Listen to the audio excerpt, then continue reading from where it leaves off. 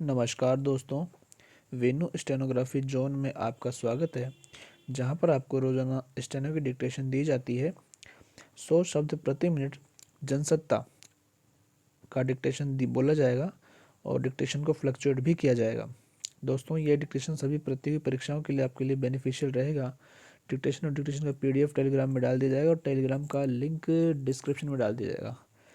अगर डिक्टेशन पसंद आए तो उसे सब्सक्राइब करें, चैनल को लाइक करें और उसे शेयर करें, कमेंट भी करें। स्टार्ट। हाल में दिल्ली पुलिस की साइबर अपराध शाखा ने बाल यौन शोषण सामग्री के खिलाफ बड़ा अभियान ऑपरेशन मासूम चलाकर 36 घंटे के भीतर 95 लोगों को गिरफ्तार किया। इससे यह पता चलता है कि बच्चों के यौन शोषण और अश्लील सामग्री का धंधा किस तेजी से पैर पसार चुका है। गूगल के अलावा व्हाट्सएप, फेसबुक, इंस्टाग्राम जैसे सोशल मीडिया पर भी बाल यौन शोषण से जुड़ी सामग्री की भरमार समाज और सरकार के लिए गंभीर चिंता का विषय बन गई है। जाहिर है, बच्चों के खिलाफ होने वाले अपराध तेजी से बढ़ रहे हैं। दिल्ली पुलिस ने यह कार्यवाही राष्ट्रीय अपराध रिकॉर्ड ब्यूरो से मिली सूचनाओं के आधार पर की थी। एनसीआरबी का NCMEC national centre for missing and exploited children नामक एक संगठन के साथ करार है, जो सोशल मीडिया पर बारीकी से नज़र रखता है और बच्चों के यौन शोषण व अश्लील गतिविधियों को चिन्हित कर आईपी पते की मदद से संबंधित व्यक्तियों तक पहुंचाता है और एनसीआरबी की सूचना इसको देता है। एनसीआरबी इसकी सूचना पुलिस को देता है ताकि अपराधियों तक पहुंचा सके। आज दुनिया का शायद ही कोई देश होगा जो बाल यौन शोषण की समस्या से ग्रस्त न हो। इसलिए यह समस्या वैश्विक स्तर पर भी गंभीर चिंता का विषय बन गई है। बच्चों के प्रति बढ़ते यौन अपराधों को लेकर संयुक्त राष्ट्र तक में आवाज़ें उठती रही है, पर दुख की बात यह है कि इस ओर पर्याप्त ध्यान नहीं दिए जाने की वजह से यह बुराई फैलती ही जा रही है। एक रिपोर्ट के मुताबिक भारत में पिछले साल पूर्णबंदी लागू होने के बाद से बाल अश्लील सामग्री की ऑनलाइन मांग में ज़बरदस्त वृद्धि देखने को मिली। दिसंबर 2019 के दौरान इंटरनेट पर अश्लील सामग्री की मांग 100 शहरों में औसतन 50 लाख प्रति माह थी, लेकिन पूर्णबंदी के बाद इसका उपभोग 95% से भी ज़्यादा बढ़ गया। न्यूयॉर्क टाइम्स की एक रिपोर्ट के अनुसार पिछले साल इंटरनेट पर बाल यौन शोषण से संबंधित करीब 2 करोड़ मामले सामने आए। इसके शिकार पीड़ित बच्चों में हालांकि लड़के और लड़कियों दोनों ही हैं, लेकिन इनमें लड़कियों का अनुपात काफ़ी ज़्यादा होता है। इंटरपोल के आंकड़ों के अनुसार भारत में 2017 से 2020 के बीच 3 वर्षों में ऑनलाइन बाल यौन शोषण के 24 लाख से ज़्यादा मामले सामने आए थे, जिनमें से 80% पीड़ित 14 साल से कम उम्र की लड़कियां थीं। हालांकि बाल यौन शोषण से निपटने में इंटरपोल काफ़ी सक्रिय है। पिछले कुछ महीनों में इंटरपोल और इंटरनेट वॉच फाउंडेशन की मदद से केंद्र सरकार को बच्चों से जुड़ी अश्लील सामग्री वाली 3,500 से भी ज़्यादा वेबसाइटों को बंद करने में सफलता मिली थी। लेकिन इसके बावजूद इंटरपोल के डाटा से स्पष्ट है कि ऑनलाइन बाल यौन शोषण सामग्री और उसके ग्राहक तेजी से बढ़ रहे हैं। एनसीआरबी के मुताबिक वर्ष 2019 की तुलना में 2020 में यौन उत्पीड़न को चित्रित करने वाली सामग्री के प्रकाशन एवं प्रसारण में करीब 5 गुना वृद्धि हुई। बाल यौन शोषण के मामले भी तेजी से बढ़ते हैं। नासूर बनती इस समस्या के मद्देनज़र दिल्ली पुलिस की कार्रवाई से कुछ ही दिनों पहले सीबीआई ने भी बड़ी कार्रवाई करते हुए दिल्ली, उत्तर प्रदेश, हरियाणा, पंजाब, हिमाचल प्रदेश, राजस्थान, महाराष्ट्र, मध्य प्रदेश, छत्तीसगढ़, गुजरात, आंध्र प्रदेश, ओडिशा सहित राज्यों और केंद्र शासित प्रदेशों के 77 स्थानों पर छापेमारी करते हुए कई लोगों को हिरासत में लिया था। दरअसल जांच में देश भर में ऐसे 70 से ज़्यादा शहरों की पहचान हुई थी जहां से बाल यौन शोषण कारोबार बड़े पैमाने पर चल रहा था।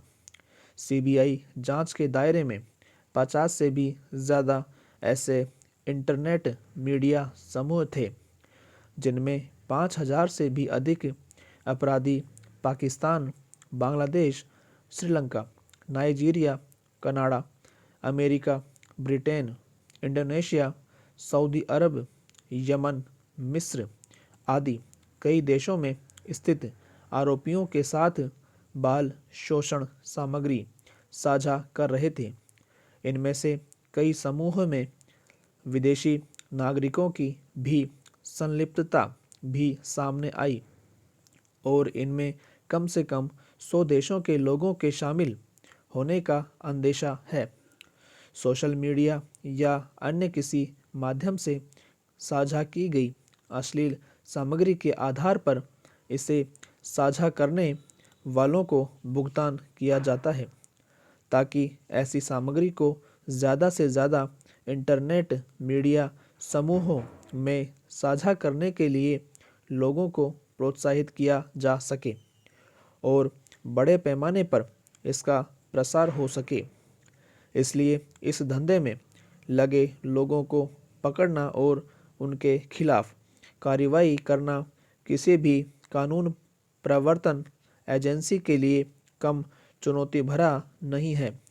हालांकि ऐसे अपराधों से निपटने के लिए संबंधित एजेंसियों ने सॉफ्टवेयर बनाए हैं जो किसी भी इंटरनेट साइट पर बाल अश्लीलता से संबंधित कोई फोटो या वीडियो अपलोड होते ही उससे जुड़ी जानकारी हासिल कर लेते हैं और संबंधित एजेंसियां फ़ोटो तथा वीडियो साइट देखकर पता लगा लेती है कि वे किस मोबाइल या लैपटॉप से इंटरनेट पर डाले गए हैं। बाल यौन शोषण व अश्लील सामग्री मामलों में अपराध साबित हो जाने पर कम से कम 5 साल की सज़ा का प्रावधान है। साथ ही दोषियों पर लाखों रुपए का जुर्माना भी किया जा सकता है। लेकिन आरोपी प्राय कानूनी दांवपेच से बच निकलते हैं। सूचना प्रौद्योगिकी कानून 2000 की धारा 67 के तहत चाइल्ड पोर्नोग्राफी को अपराध घोषित करते हुए पहली बार यह अपराध करने के लिए 5 साल का कारावास और 10 लाख रुपए जुर्माना और उसके बाद भी अपराध करने पर 7 साल कारावास और 10 लाख के जुर्माने का प्रावधान किया गया था। पॉक्सो अधिनियम लैंगिक अपराधों से बालकों का संरक्षण अधिनियम 2012 में भी बाल अश्लीलता के लिए कठोर दंड का प्रावधान है। इस अधिनियम में बच्चों के यौन अंगों के चित्रण, वास्तविक अथवा नकली यौन गतिविधियों में बच्चे की भागीदारी और बच्चे के अभद्र या अनुचित चित्रण सहित किसी भी प्रकार के उपयोग को अपराध माना गया है। दरअसल अश्लील सामग्री के उपभोग की प्रवृत्ति बच्चों के प्रति बढ़ते अपराधों के एक बड़े कारण के रूप में सामने आई है। ऐसी सामग्री देखने और खरीदने वाले लोग ज़्यादातर मामलों में मासूम बच्चों के साथ यौनाचार जैसे मामलों में लिप्त पाए गए हैं। इसके लिए गरीब परिवारों के बच्चों की खरीद फरोख्त होती है।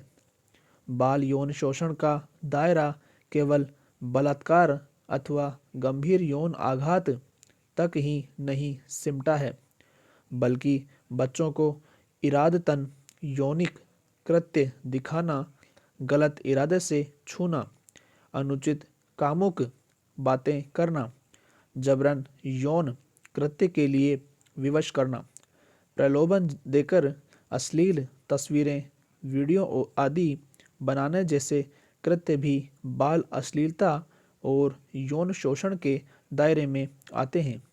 चूँकि बच्चे इन कृत्यों का प्रतिरोध करने में सक्षम नहीं होते, इसलिए वे इन अनैतिक कृत्यों में लिप्त अपराधियों के लिए बहुत आसानी से निशाना बन जाते हैं। बाल यौन शोषण और दुर्व्यवहार के खिलाफ देश में 2012 में पारित यौन अपराध के खिलाफ बच्चों के संरक्षण कानून सहित व्यापक कानूनी ढांचा है और ऐसे मामलों की त्वरित सुनवाई के लिए विशेष अदालतों का भी प्रावधान है। लेकिन तकनीकी चूक, कार्यवहन में अनियमितता तथा त्वरित कार्रवाई नहीं होने के कारण ऐसी घटनाएं बढ़ रही हैं। बहरहाल, बच्चे चूंकि किसी भी राष्ट्र के विकास और उत्थान की नींव होते हैं और इस नींव की मजबूती के लिए बेहद ज़रूरी है कि बाल यौन शोषण जैसी नासूर बनती समस्या के उन्मूलन के लिए बेहद कठोर उठाए जाएं। समाप्त।